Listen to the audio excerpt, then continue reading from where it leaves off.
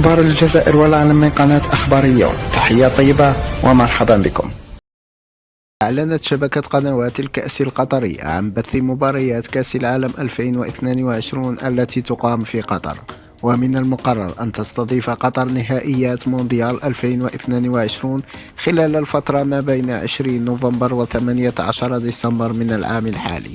ونشرت قنوات الكأس بيانا رسميا أعلنت فيه الحصول على حقوق بث مباريات كأس العالم 2022 ضمن باقة بي إن سبورتس الناقل الرسمي للبطولة، ويتم نقل المباريات عبر قنوات الكأس إكسترا 1 و2 و3 و4.